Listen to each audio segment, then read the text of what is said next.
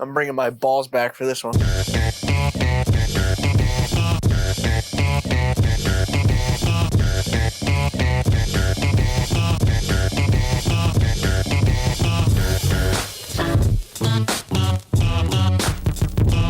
All right, guys, we're back. Episode 6, I believe. Yes. Episode 6.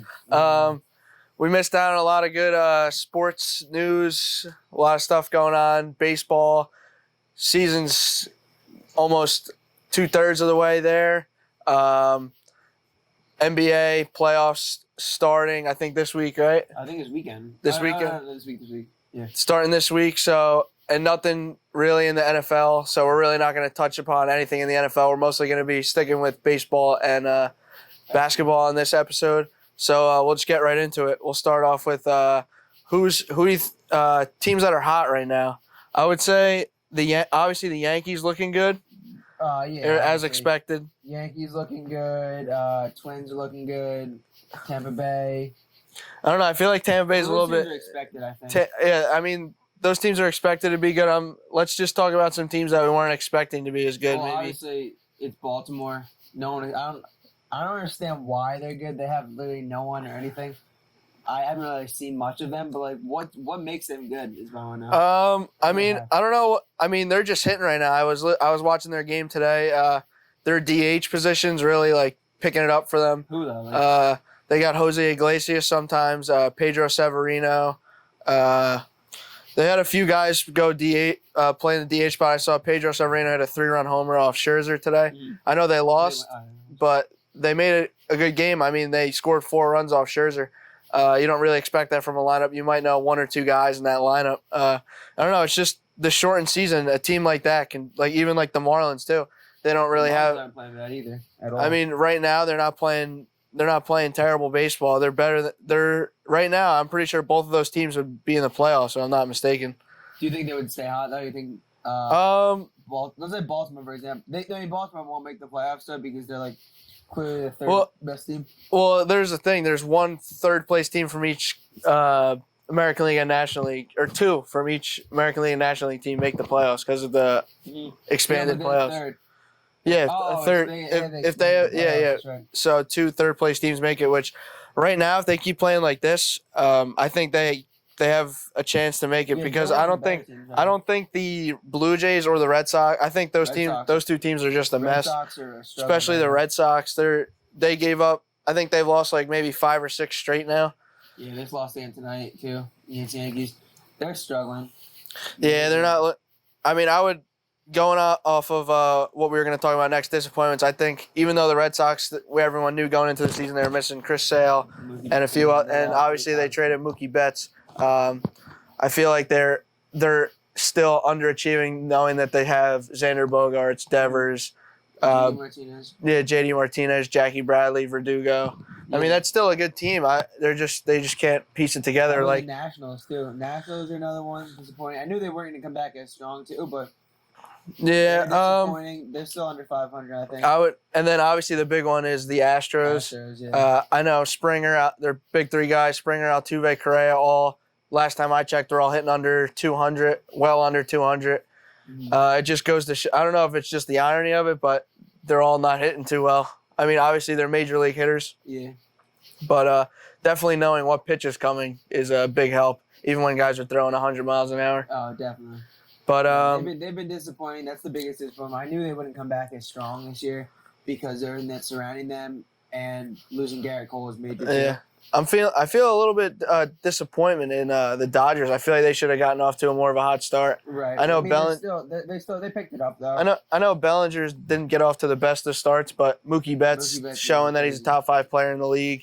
Mookie Betts going crazy right now. I mean, even the Rockies, Rockies. Not a bad team at all. They're not looking too bad. I know team. Chuck Nasty, A little bit. Charlie Blackmon. He was hitting 500 at one point. I mean, he didn't really cool down. I think he's still hitting 4.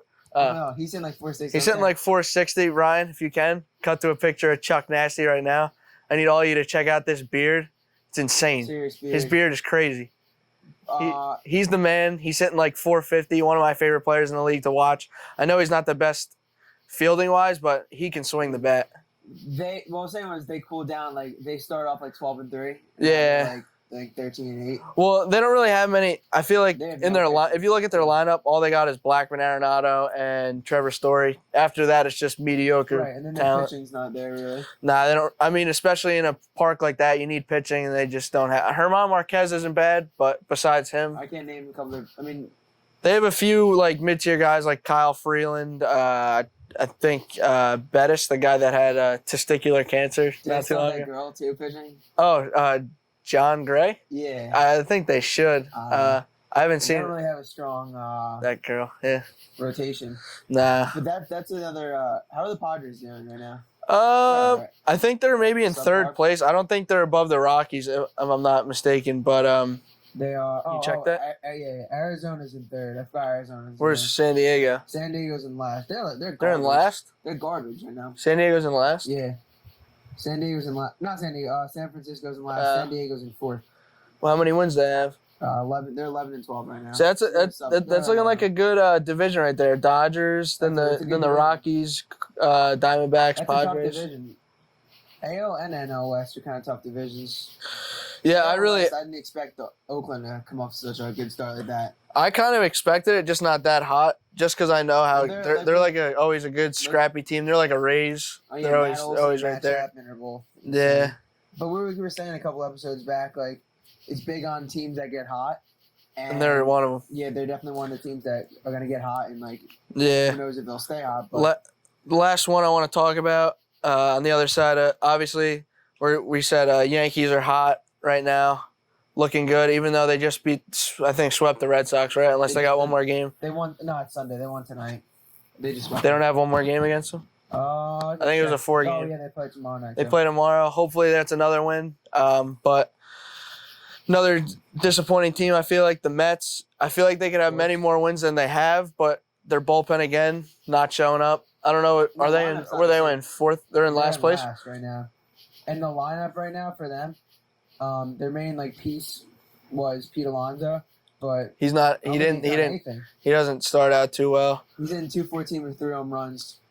I mean, you can't really tell it yet. yeah. I mean, the same thing kind of happened with Glaber. You expect the guy to be there. I mean, it's still hard to stay there for even 60 games because some guys go like 0 for 40 in a 162 game season, and 60 games you're not even getting you're not getting half the at bats you get in a 162 game season.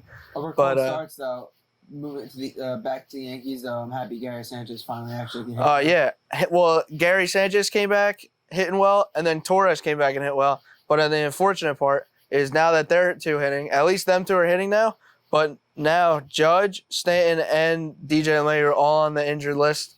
So that's not. Yankees play though. They always get the injuries. They love the injuries, but at least I mean, we have the best backups in the league though. I mean, Clint Frazier is hitting insane. I don't know how he did tonight, but he's hitting insane. I don't think you could take him out of the lineup. Honestly, I think you gotta just bite the bullet. Sit Gardner.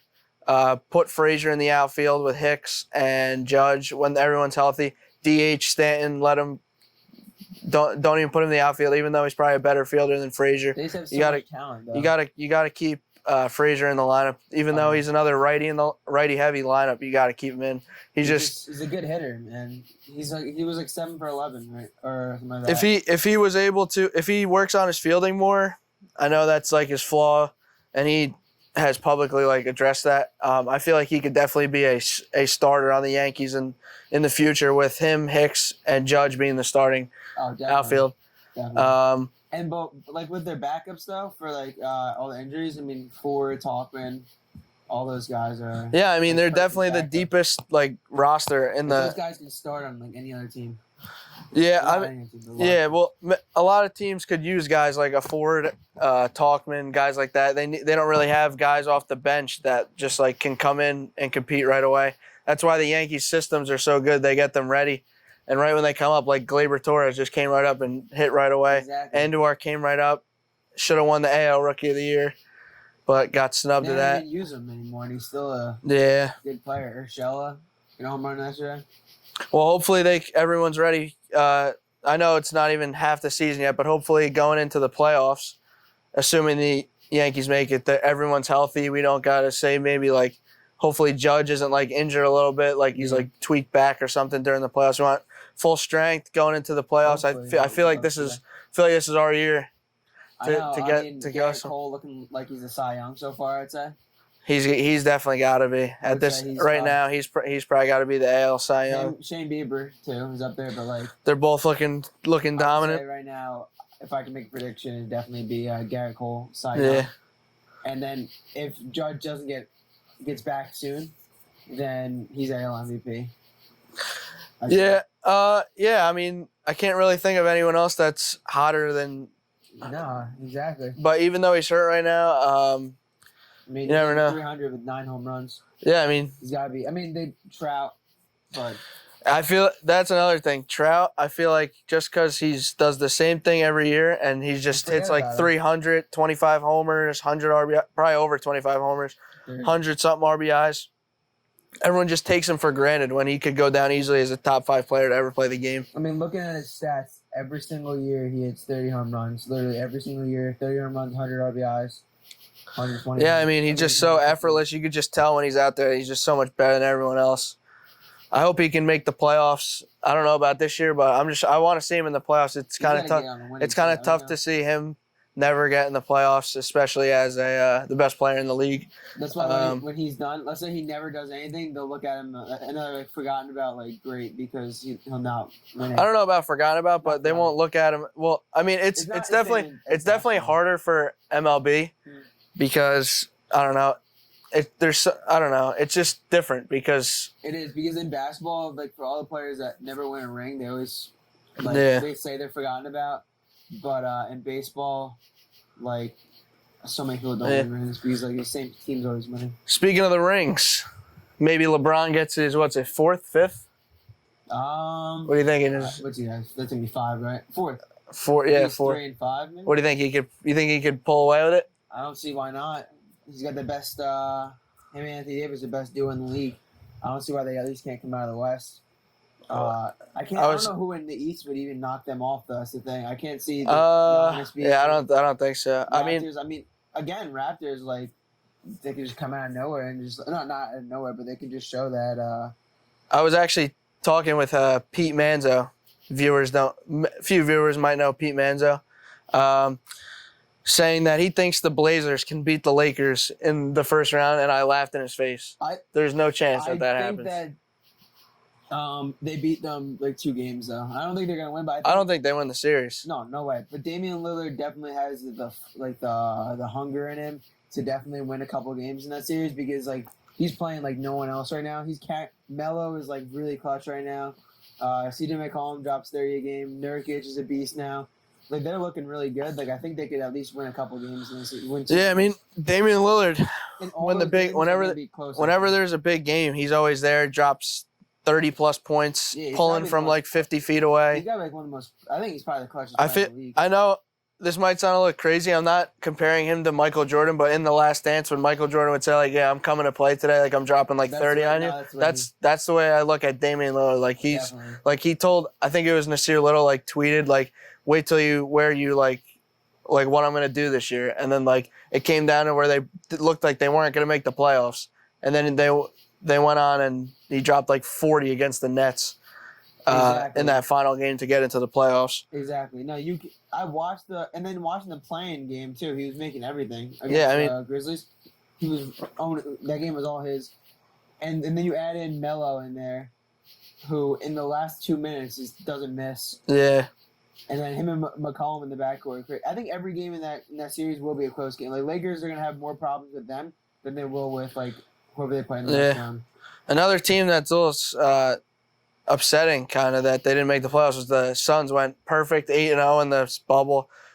Devin Booker, probably the bubble MVP, brings those Suns. That's probably the youngest team in the NBA, 8-0. That had no business going 8-0. They probably, honestly, I'm surprised they even invited him there. But Devin Booker showed that he could easily be a top 15 player in the league if in a few years. I think him, Ayton, if they get like a good point guard, I know Rubio's like fine right now, but like if they got like a good like ball handler, like they don't need a scoring point guard. Like if they had like a De'Aaron Fox, that'd be good for them. Yeah. They're who had the 7th seed?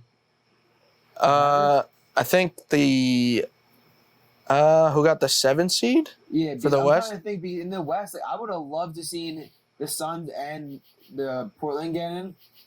I know that we couldn't see. Wasn't it the Mavericks got the 7th Was it seed? the Mavericks? I'm looking right now. Yeah, it was.